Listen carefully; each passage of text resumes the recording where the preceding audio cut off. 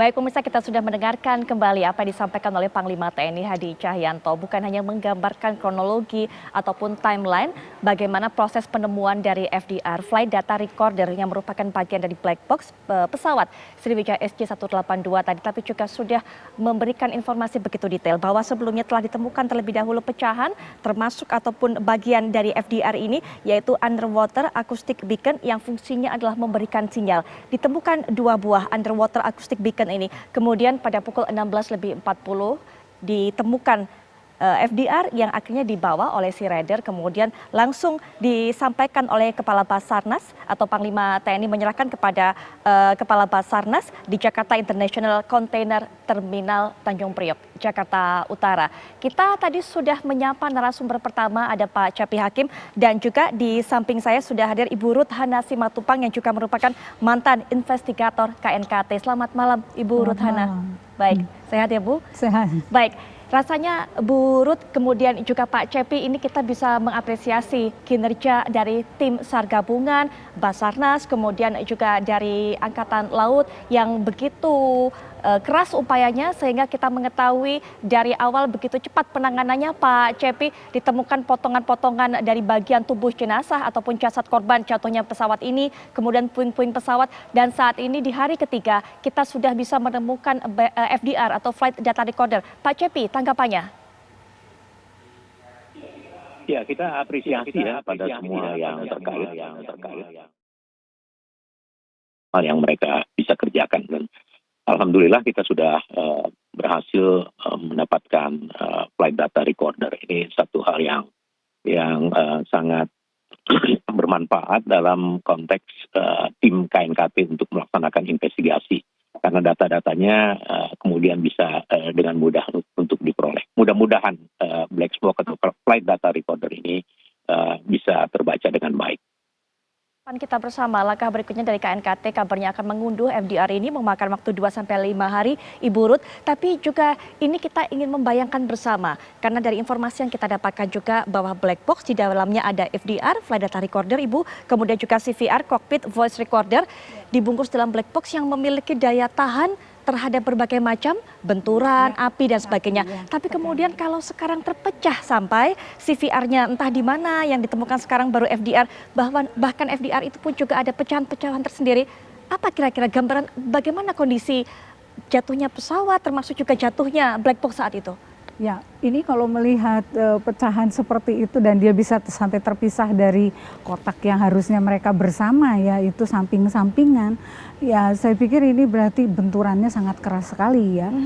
Dan tadi kan sudah dirilis oleh KNKT juga bahwa memang mesin masih hidup ketika menghantam laut. Perairan, betul. Ya, jadi berarti memang posisinya sangat jatuhnya bagaimana ya, cepat sekali karena dari ketinggian 250 nggak berhenti di 250 dari ketinggian 10.000 dengan cepat, kemudian dia baru menghantam laut.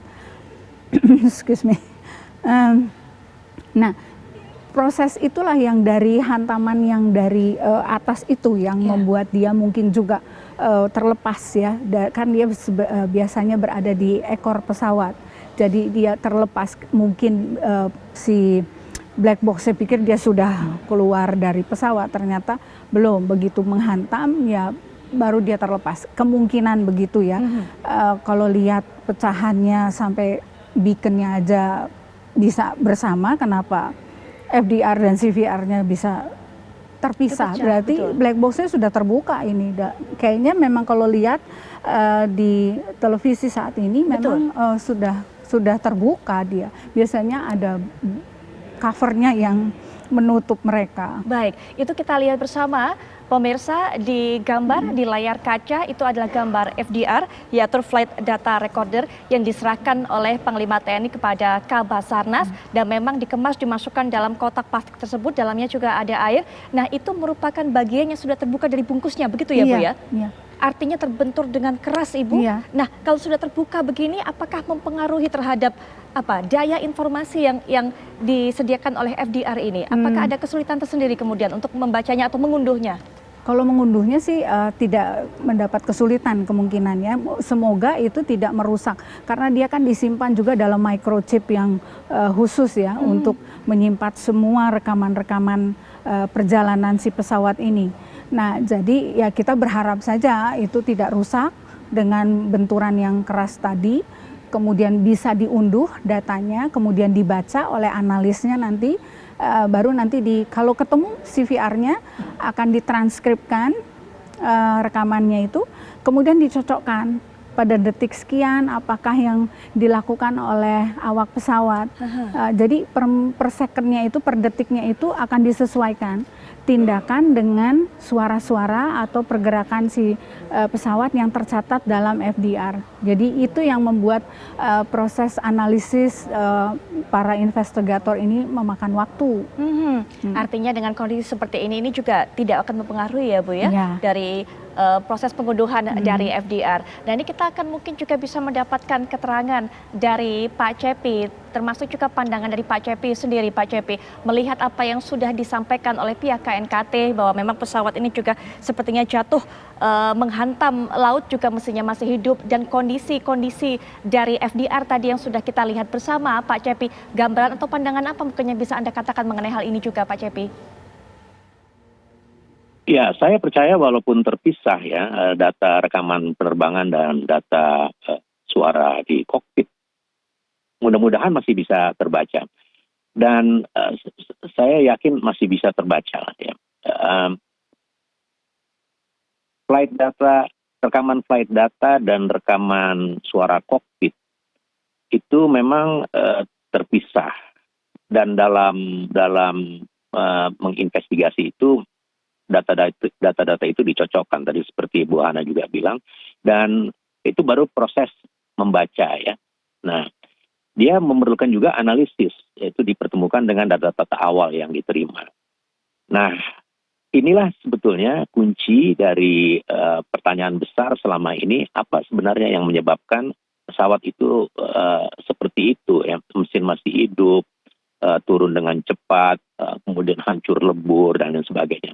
Dari rekaman data penerbangan dan rekaman data suara di kokpit dicocokkan atau dikonfrontir dengan data-data awal yang sudah dikumpulkan pasti oleh KNKT dan dianalisis oleh para ahlinya untuk bisa sampai pada kesimpulan penyebab kecelakaan yang terjadi itu adalah ABCD gitu. Dan biasanya penyebab kecelakaan pesawat itu tidak satu ya, jadi 1, 2, 3 ada beberapa yang dianggap sebagai berkontribusi secara akumulatif menjadi penyebab terjadinya kecelakaan. Itu sebabnya hasil dari final result dari KNKT juga selalu diikuti oleh rekomendasi. Dan rekomendasi inilah yang saya pikir sangat penting untuk digunakan dalam langkah corrective action nantinya agar kecelakaan pesawat terbang tidak terulang kembali, terutama dengan penyebab yang sama atau yang mirip-mirip. Termasuk juga ini bisa menentukan ya Pak ya, penyebab adanya deviasi arah dari pesawat tersebut Ya, sehingga pasti. pesawat tersebut tidak terbaca oleh radar. Tapi mungkin Pak Cepi kita tahan dulu, kita akan bahas selanjutnya setelah jeda berikut ini Pak. Karena kita akan segera kembali saat lagi.